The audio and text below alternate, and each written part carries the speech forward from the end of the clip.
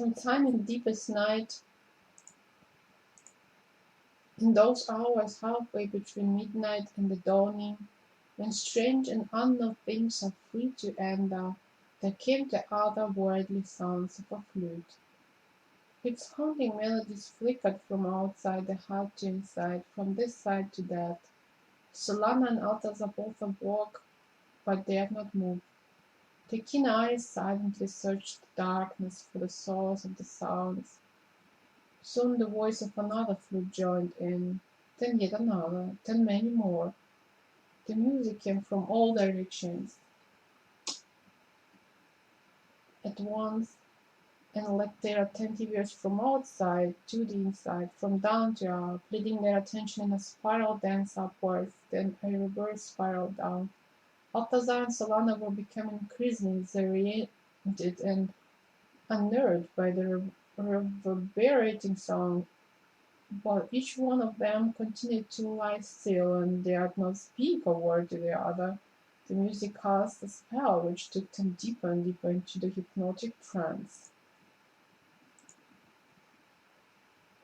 As the music reached a crescendo, all the flutes repeated the same melody over and over at overlapping intervals. Suddenly, all the instruments converged simultaneously into the same phrase at once.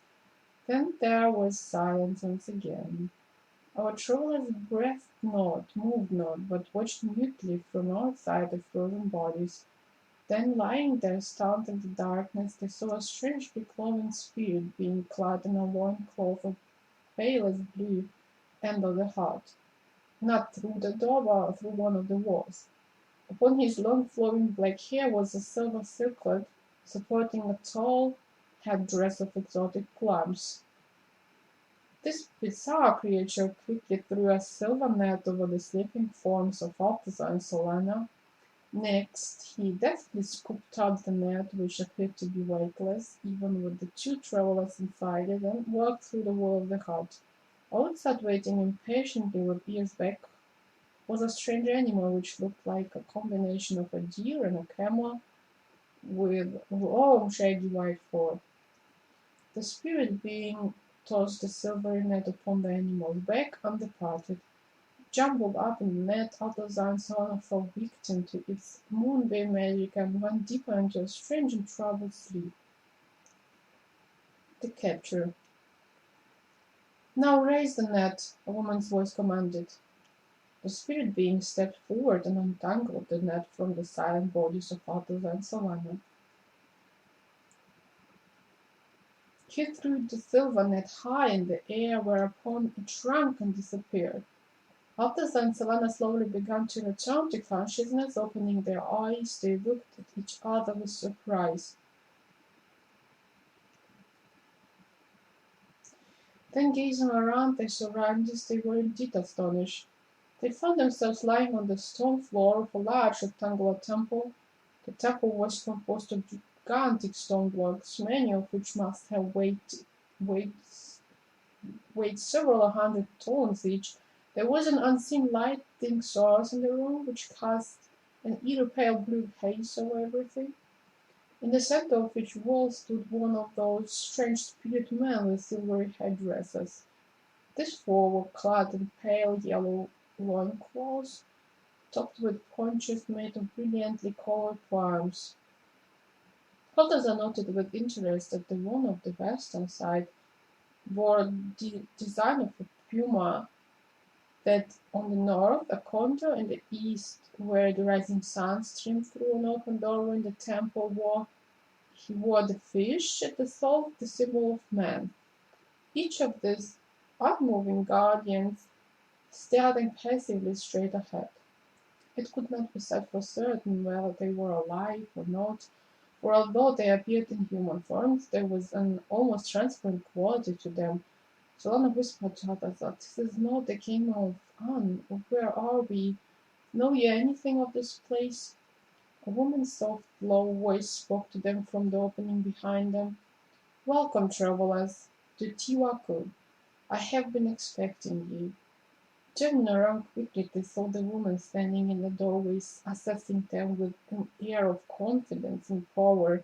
She was handsome, with a strong oval face. Her features contained not a visible flaw, yet there was a subtle starkness about her. Maybe it was the pointed chin or the finely molded sharpness of her nose. The height, the line-knitted cheekbones, or the almond-shaped eyes. No, it was perfect, too perfect. She radiated raw cat-like strength and power. Yes, too much power. Her raven-colored hair was pulled up tightly to the top of her head, whereupon a braid began coiling around and around, spiraling its way down her back. Altazar moved his hand to his dagger as he heard a voice whisper inside him, "Beware." Then she smiled at him, filling him with her warmth and vast energy. "Altazar, you need not fear me," spoke she in a voice both reassuring and commanding. As she moved closer to him, her pale blue tunic swayed sinuously. He noticed that it was covered with subtle interwoven symbols of puma, fish, condor, and man. Her imposing body was large boned and ample, but somehow gave the appearance of slenderness. The High King let go his caution and, disregarding the warning I had just given him, arose and bowed low to the woman. "How know you my name?" he asked, mystified. "Let us just state that although we are not of this world, we are aware of it when it moves within our sphere," she replied in her unusual voice that rippled from nuance to nuance. "May I ask you for your name, since you seem to be familiar with mine?" Altazar inquired while basking in the bolt of energy that she had directed fully upon him. "I call myself Mura. I call myself the last. I call myself the last. I call myself the only, since I am the only one who remains. The others have all returned, far, far away." "What do you mean that you are the only one here? What about those guards against the walls?" Altazar gestured to the spirit man in tail, feather ponchos. Mura raised her hands high, spreading open wide her fingers. Our travelers stared at her in profound shock,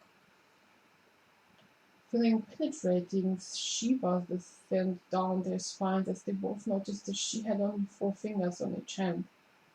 "I am the last, the final one. The others have gone," she repeated forcefully. During all this time, Solana had been sitting quietly, watching everything from his position on the floor.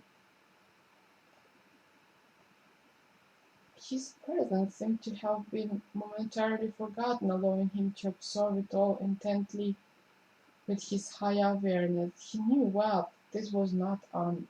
The energy patterns were far different from it. Here everything was imbued with a pale blue and yellow haze.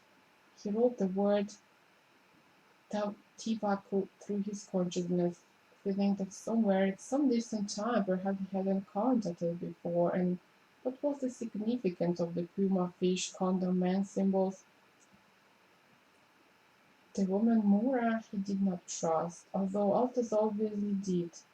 There was something in the warmth of her smile, in the eyes which glowed with sincerity, and the undulating magic of her voice that gave him an uneasy sensation in his solar plexus and that warning hum in his third eye. Both were signs that he knew well to respect. "Something isn't strange here," he mused. "There is a heavy hidden dark secret that I must discover."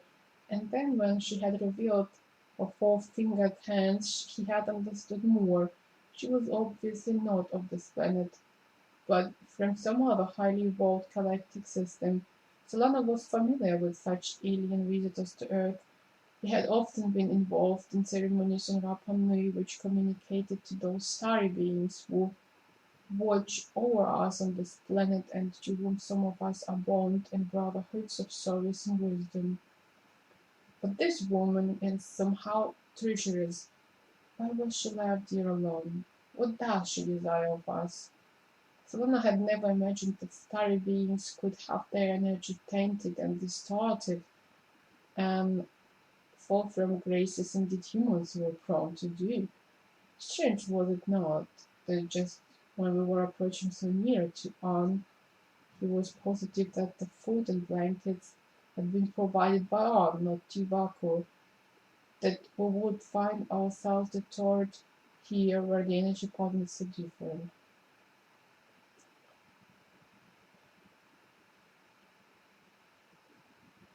Solana wondered if they were prisoners and whether they would be permitted to leave whenever they wished. Altazar definitely did not regard himself as a captive. His eyes were enraptured as Mura's whispered voice glided around him.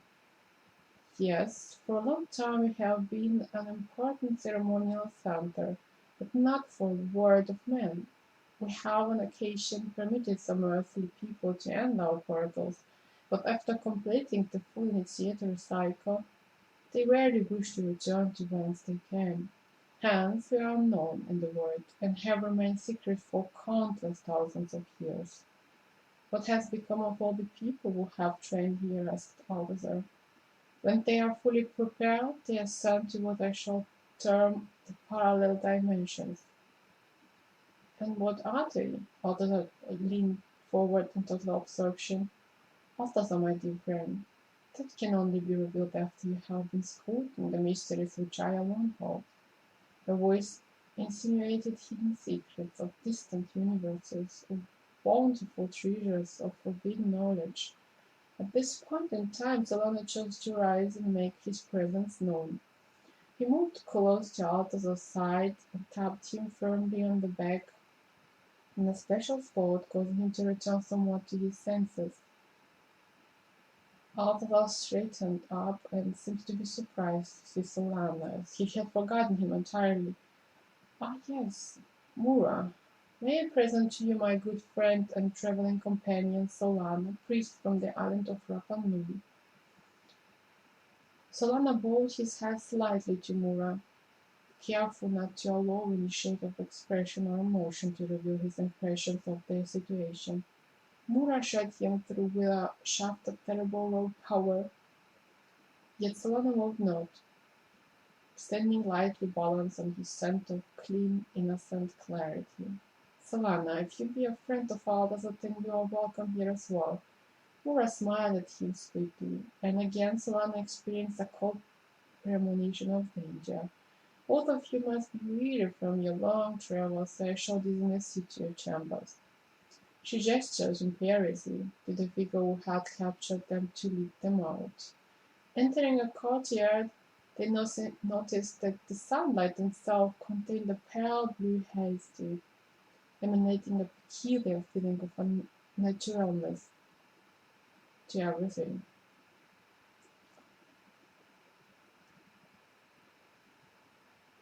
Beautiful here, isn't it? Remarked Altazar. Solana gazed quietly at his friend, feeling an unfamiliar sense of sadness begin to choke his heart. He could say nothing yet, silently observing it all, until he finally understood what was truly in play. But he knew with great clarity that he must somehow get Altazar to leave this place with him, and within the painful sense of grief that lay heavily inside his chest, Solana knew that it would not be an easy task. Thus did Altazar encounter the alien woman, Mura. I did warn him, but he listened to me not. Oh, Altazar, how long must it be before you awaken? Please remember that you were never forgotten. I came to you many times. I wished there were you always. I marveled at your great courage for the vastness of what you had chosen to take on and transmute for all of us. If only you could see that for yourself.